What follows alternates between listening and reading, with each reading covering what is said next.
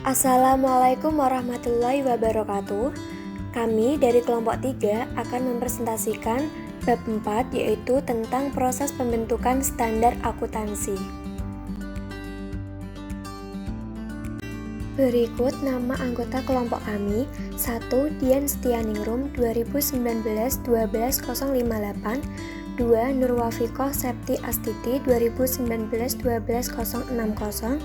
3. Fatihah Sari 2019-12073. 4.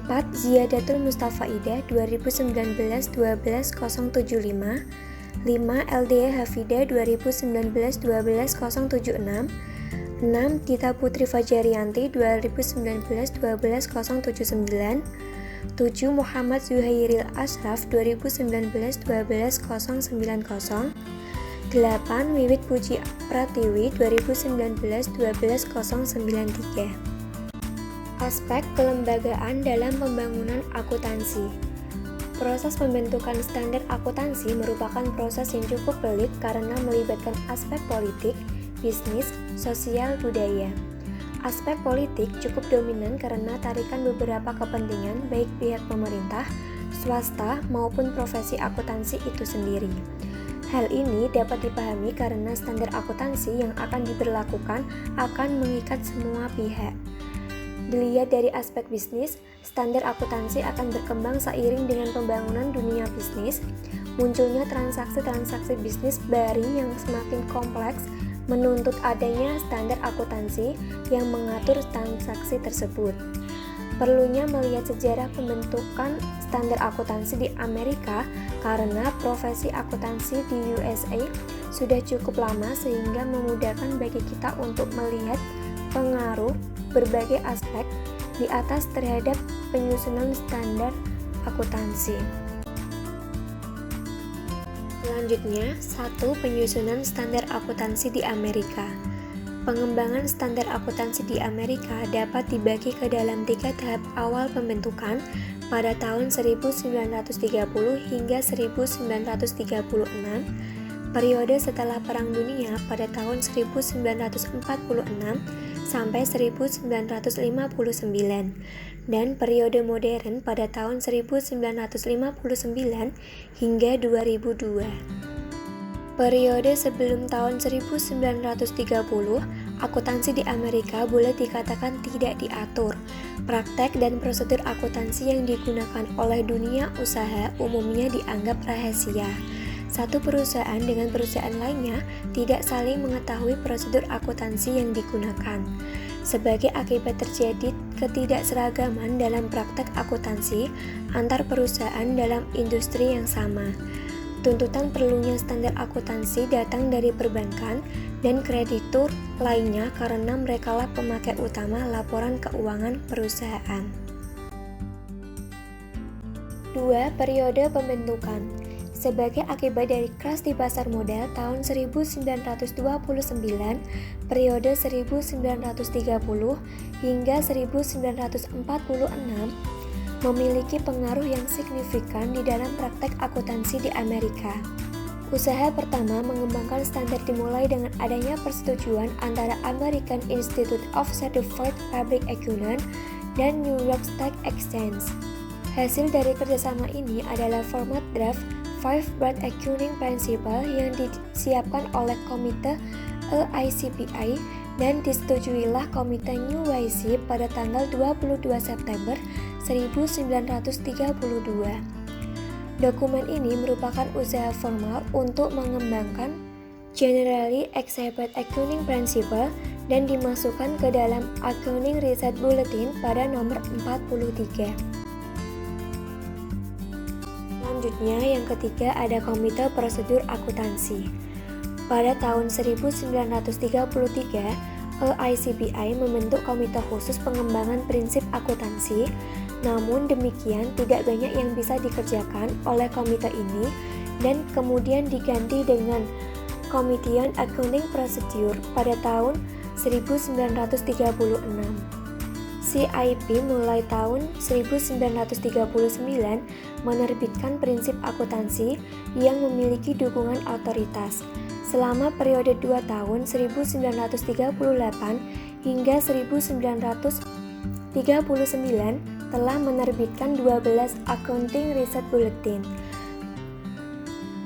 Pada awal, SIC merasa puas dengan usaha yang dilakukan oleh profesi akuntansi untuk menyusun prinsip akuntansi. Pada masa 1939 hingga 1946, ternyata tidak menghasilkan prinsip akuntansi yang komprehensif. Namun, ada dua kontribusi penting yang dihasilkan. Pertama, keseragaman praktek akuntansi secara signifikan telah mengalami perbaikan. Dan yang kedua, kebijakan akuntansi yang dibuat di Amerika dibuat hanya untuk sektor swasta. 4. Periode setelah perang. Setelah Perang Dunia berakhir, terjadi bom ekonomi di Amerika. Industri-industri memerlukan tambahan modal yang sangat signifikan untuk ekspansi usaha. Laporan keuangan menjadi sumber penting untuk pengambilan keputusan. Sebagai akibatnya, laporan keuangan dan standar akuntansi yang digunakan untuk menyusun laporan keuangan mendapatkan perhatian secara nasional. Masalah utama adalah keseragaman atau komparabilitas pelaporan earning antar perusahaan yang berbeda. CIB gagal menyusun rekomendasi positif yang berkaitan dengan prinsip akuntansi secara umum. Sebagai akibatnya, terjadi supply berlebihan dari standar akuntansi. Situasi ini mengakibatkan timbulnya konflik antara CIB dan SIC. Konflik ini terjadi terutama berkaitan dengan konsep laporan laba rugi, all-inclusive, dan current operating performance. Yang terakhir, ada periode berakhirnya Commission Accounting Procedure. Periode dari tahun 1957 hingga 1959 merupakan periode transisi pengembangan standar akuntansi di Amerika. Banyak orang merasa bahwa CIB bekerja terlalu lambat dan selalu menolak terhadap isu-isu kontroversial. Dalam pertemuan tahunan AICPI tahun 1957, dibentuk Special Commission Research Program.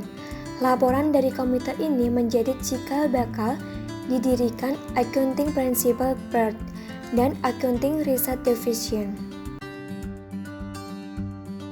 A. Laporan Komite Hui dan Trubbelut.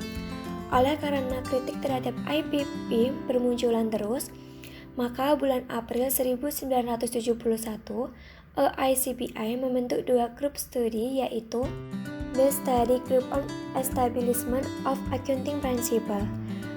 FICB adalah suatu organisasi independen yang beranggotakan 7 orang dan bekerja penuh di badan ini. Mereka berasal dari bidang akuntansi profesional, usahawan, wakil pemerintah, dan wakil bidang akademis.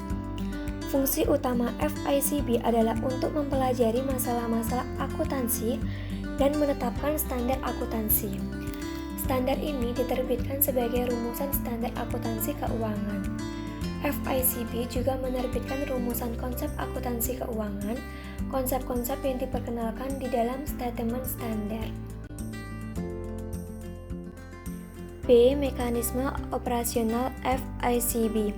Struktur FICB mengalami perubahan pada tahun 1977 dan modifikasi perubahan ini sebagai hasil rekomendasi dari Structure Committee of the Financial Accounting Foundation. FIF terdiri dari 6 organisasi sponsor, yaitu AAA, ACPI, FEF, FEI, NEE. Dari SIE, FEF terdiri dari 13 orang anggota yang merupakan watak dari 6 sponsor tersebut, ditambah wakil dari pemerintah dengan komposisi sebagai berikut: 1 wakil AAA, 4 wakil AICPI, 1 wakil FIF, 2 wakil FEI, 1 wakil NEE, 1 wakil SIE, dan 3 wakil dari kelompok akuntan pemerintah. Selanjutnya, tugas FIF adalah mengangkat Board of Trustees. Board of Trustee ini telah dikembangkan untuk mengakomodasi tambahan 2 anggota dari organisasi besar yang tidak termasuk dalam 6 organisasi sponsor, yaitu industri perbankan. Board of Trustee kemudian mengangkat anggota FICB, menandai kegiatan board dan berperan sebagai pengawas. Selanjutnya, ada periode setelah skandal akuntansi pada tahun 2002 hingga sekarang. Era ini adalah era yang mengagetkan dunia akuntansi. Berbagai kasus skandal bisnis dan accounting fraud yang terjadi di berbagai negara yang melibatkan perusahaan besar seperti Subeham, Kmart, Enron, WorldCom, Global Closing, BCCI, Maxwell, Polypack, and Etihad Insurance menyadarkan badan berwenang untuk melakukan reformasi berkaitan dengan praktek akuntansi. The FICB NGD is supporting structure, yaitu ada 3. 1. Financial reporting. The financial information accompany profit to help user with capital allocation decision about the company. 2. User present and potential. Investor and creditor use financial report to make their capital allocation decision. 3. Capital allocation. The process of determining how a net worth cost money is allocation among competing intention. Selanjutnya, A. Aturan dalam Sarbanes-Oxley 2002.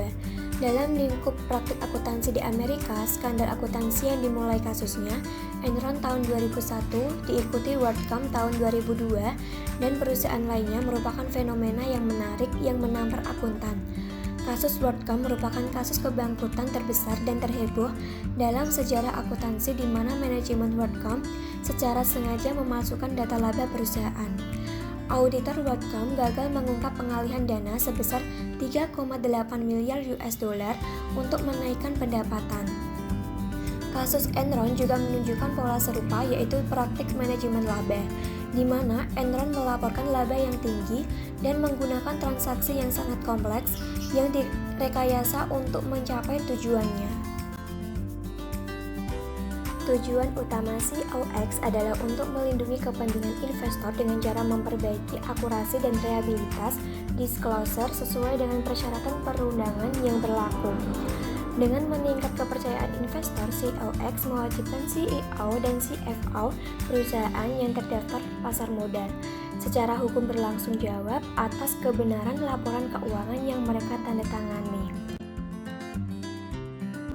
COX juga menentukan dengan jelas peran akuntan publik dan audit committee dalam mekanisme corporate governance, persyaratan laporan keuangan, dan hukuman bagi yang tidak mematuhinya. Aturan yang terdapat dalam COX tidak hanya mempengaruhi perusahaan Amerika dan perusahaan asing yang terdaftar di pasar modal Amerika, tetapi juga mempengaruhi regulator, akuntan publik, komite publik, pengacara, direktur perusahaan, dan para analisis.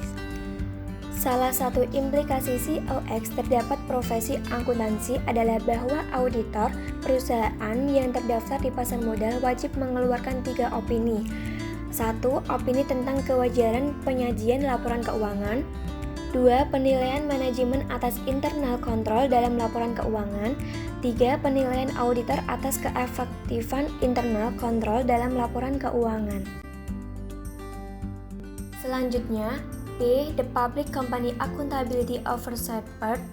Atas dasar ketentuan yang terdapat dalam COX, di Amerika dibentuklah Public Company Accountability Oversight Board yang merupakan organisasi nirlaba swasta, terdiri dari 5 anggota dan maksimal 2 diantaranya adalah anggota yang bersertifikat akuntan publik.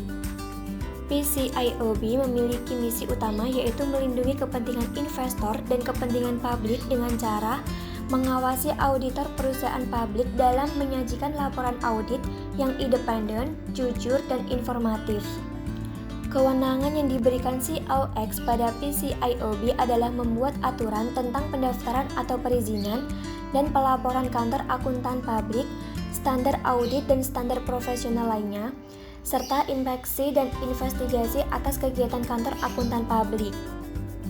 Aturan yang dibuat PCAOB yang ditujukan pada akuntan publik adalah kewajiban akuntan publik untuk menilai keefektifan internal control dalam praktik pelaporan keuangan berdasarkan pada kriteria tertentu seperti Integrated Framework yang dikeluarkan oleh The Committee of Sponsoring Organization of the Tradeway Commission. Selanjutnya ada standar akuntansi global. Perbedaan standar akuntansi menimbulkan masalah bagi perusahaan-perusahaan multinasional yang beroperasi lintas batas negara. Perusahaan yang beroperasi di berbagai negara ini akan mengalami kesulitan dalam memenuhi standar akuntansi di negara-negara tersebut. Perbedaan ini juga berdampak pada investor yang harus membandingkan laporan keuangan antar perusahaan dalam rangka memilih investasi yang akan dilakukan. Untuk mengatasi masalah tersebut dibentuklah International Accounting Standard Committee di tahun 1973. Selama tahun 1973 sampai 2001, IASC menerbitkan 41 International Accounting Standard. Pada tahun 2001, IASC mereorganisasi dan membuat standar setting body yang baru dikenal dengan International Accounting Standard Board. IASC sekarang bertindak sebagai payung organisasi seperti Financial Accounting Foundation di Amerika Serikat. Tujuan IASB mengembangkan satu standar akuntansi global yang mempunyai kualitas tinggi, dapat dipahami, dan dapat diterapkan untuk membantu para pelaku pasar modal dunia dan pemakai lain untuk membuat keputusan ekonomi. Sejak saat itu, IASB mereview kembali beberapa standar yang sudah diterbitkan dan menerbitkan tambahan 9 standar yang dikenal dengan International Financial Reporting Standard. Ketaatan terhadap IFRS semestinya bersifat voluntari karena IASB tidak mempunyai otoritas memaksa. The IASC Foundation. Pada awalnya, anggota IASC beranggotakan 19 trustee yang meliputi 6 Amerika Serikat, 7 Eropa, 4 Asia Pasifik, 1 Afrika, dan 1 Amerika Latin. Dari 19 anggota trustee berasal dari latar belakang fungsional yang berbeda. Berikut tanggung jawab trustee. A. Mengangkat anggota dewan, termasuk yang bertindak melayani bantuan kapasitas dengan masing-masing national standard stater dan menetapkan kontrak jasa dan kriteria kinerja. B. Mengangkat anggota IFRIC dan SIC. C. Mengkaji strategi tahunan dari IASC dan efektivitasnya. D. Menyetujui anggaran bantuan dari IASC dan efektivitasnya. E. Mengkaji isu-isu strategi yang akan mempengaruhi standar akuntansi, mendorong IASC dan pekerjaannya, dan mendorong tujuan penerapan IFRS. F. Menetapkan dan merubah prosedur operasional untuk Dewan, IFRIC, dan SIC dalam melaksanakan tugas trustee bertindak atas single majority vote, kecuali amandemen konstitusi memerlukan persetujuan 75% majority. Selanjutnya ada B, yaitu International Accounting Standard Board. Dewan IASB berjumlah 14 anggota yang terdiri dari 12 anggota full-time dan 2 anggota part-time. Berikut tanggung jawab IASB, yaitu A. Mengembangkan dan menerbitkan IFRS dan exposure draft. B. Menyetujui interpretasi yang dikembangkan oleh IFRIC. Anggota Dewan IASB memiliki keahlian teknis. Trustee memastikan Dewan IASB tidak didominasi oleh kelompok tertentu. Untuk memenuhi keahlian teknis dan pengalaman, maka Dewan IASB paling sedikit 5 anggota mempunyai latar belakang praktisi auditor, 3 anggota mempunyai latar belakang financial statement prepare, dan 3 anggota pengguna laporan keuangan dan 1 anggota dari latar belakang akademis. Anggota Dewan IASB mempunyai tanggung jawab liaison langsung dari 1 atau lebih national standard stater. Dewan IASB memiliki direksi penuh terhadap agenda teknis. Dewan IASB membentuk steering committee. Dewan perlu konsultasi kepada SIC proyek penting. prioritas pekerjaan dan agenda pengambilan keputusan sebelum menerbitkan standar terlebih dahulu menerbitkan export draft untuk mendapat komentar masyarakat.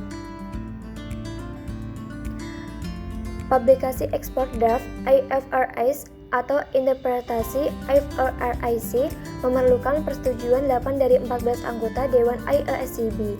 Dewan IASCB mengadakan pertemuan bulanan selama 3-5 hari kecuali bulan Agustus.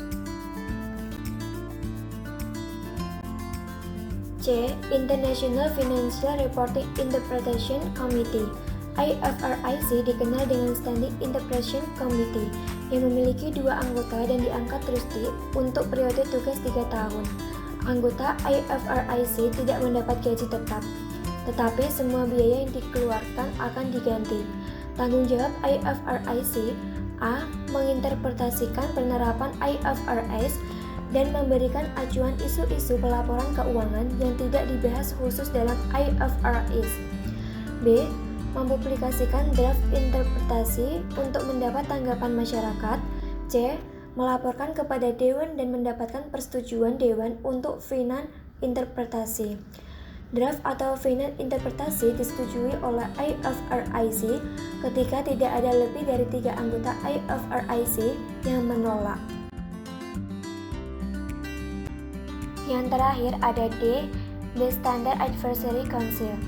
SIC memiliki 49 anggota dan terdapat forum bagi organisasi atau individu yang mempunyai interest terhadap international financial reporting untuk berpartisipasi dalam standar setting. Anggota SIC diangkat selama 3 tahun periode dan memiliki latar belakang geografi dan fungsional yang berbeda. Ketua IASCB juga menjabat menjadi ketua SIC. SIC mengadakan pertemuan selama 3 kali setahun dan terbuka untuk masyarakat. A. Memberi nasihat Dewan untuk prioritas pekerjaan Dewan. B. Memberitahu Dewan terhadap dampak usulan standar untuk penggunaan dan penyusunan laporan keuangan. C. Memberikan nasihat kepada Dewan atau kepada trustee. Sekian presentasi dari kami. Mohon maaf apabila ada kata-kata yang kurang berkenan. Wassalamualaikum warahmatullahi wabarakatuh.